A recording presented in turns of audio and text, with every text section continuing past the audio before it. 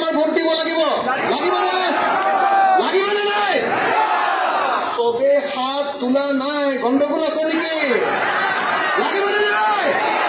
সকলোৱে ভোট দিবনে লুৰিণজনী জিকিবনে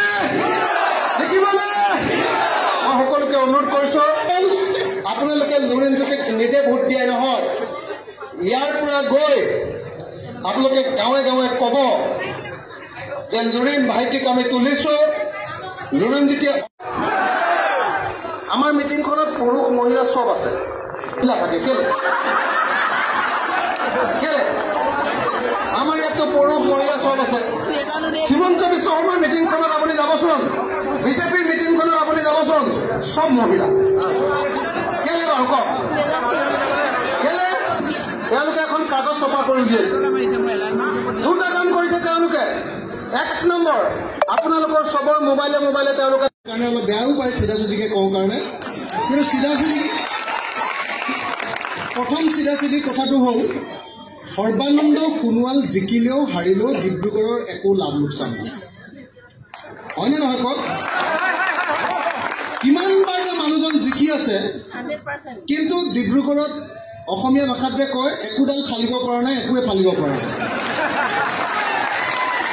হয়নে নহয় বাৰু কওকচোন আপোনালোকে হয়নে নহয় কওক একদম মই যেতিয়া হাইস্কুলত পঢ়ি আছিলোঁ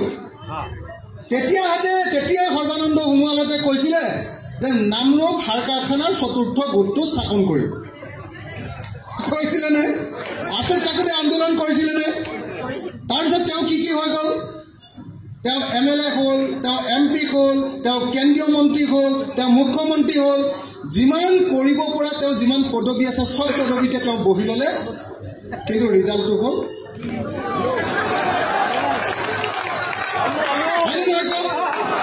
এতিয়ালৈকে নামৰূপৰ চতুৰ্থ গোটটো সাৰ কাৰখানাৰ চতুৰ্থ গোটটো হ'ল নেকি নাই হোৱা এই যে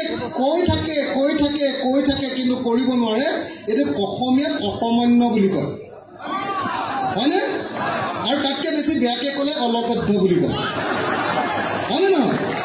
মই মানে অসমীয়া ভাষাটো ভালকৈ পঢ়োঁ কিতাপ পঢ়োঁ আৰু কিতাপ লিখোঁ গতিকে মই শব্দবিলাক জানো কাৰণে শব্দবিলাক কৈ দিওঁ কাৰণে মোক কৈ বোলে ই অসভ্য আছে ই যিটো কথা কৈ সঁচাকৈ অকমান্য হয়নে নহয় কওক মই মানে ইমান ডাঙৰ লিডাৰ নহয় বৰ বেছি দূৰৰ পৰা ক'বলৈ বেয়া পাওঁ দেই একদম গোটেই জীৱনটোত কৈ আছে যে নামৰূপৰ সাৰ কাৰখানাৰ চতুৰ্থ গোটটো আমি স্থাপন কৰিম কৈ থাকি এতিয়ালৈকে তেওঁ ক'বলৈ গ'লে অসমীয়া ভাষাত ক'লে দাঢ়ি চুলি পকি গ'ল মুখ্যমন্ত্ৰী হ'ল কেন্দ্ৰীয় মন্ত্ৰীও দুবাৰ হ'ল নহয় জানো আৰু কেইবাৰ হ'লে তেওঁ পাৰিব এতিয়া সেইটো কথাহে জানিব লাগে হয়নে নহয় কওক তেওঁক আৰু কি পদবী দিব লাগিব কওক কি পদবী দিব লাগিব MLA দিলোঁ MP দিলোঁ হয়নে ৰাজ্যসভা কেন্দ্ৰীয় মন্ত্ৰী অসমৰ মুখ্যমন্ত্ৰী যিমান কৰিব পৰা পদবিলাক আছিলে সব দিলোঁ কিন্তু কৰিব নোৱাৰিলে গতিকে এই মানুহটোৰ নাম অকমান্য আৰু অলকদ্ধ হয়নে নহয় এজন অকমান্য আৰু অলকদ্ধ মানুহক সদায় ভোট দি থাকিম নে ভাই হয়নে নহয় কওক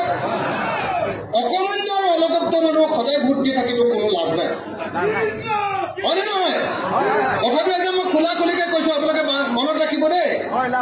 আপুনি চাওক আৰু তেওঁক ভোট দিওঁৱে বা নিদিয়ক তেওঁতো সাংসদ হৈ আছে তেওঁ ৰাজ্যসভাৰ MP হয়নে নহয় তেওঁতো আৰু 4 বছৰৰ কাৰণে MP হৈয়ে আছে যদি কাইলৈ বিজেপি চৰকাৰ হয় তেওঁতো আকৌ আমাৰ ইয়াত নিজিকিলেও আকৌতো তেওঁ মন্ত্ৰী হ'বই তেওঁৰ কাৰণে MP হৈ আছে হয়নে নহয় এতিয়া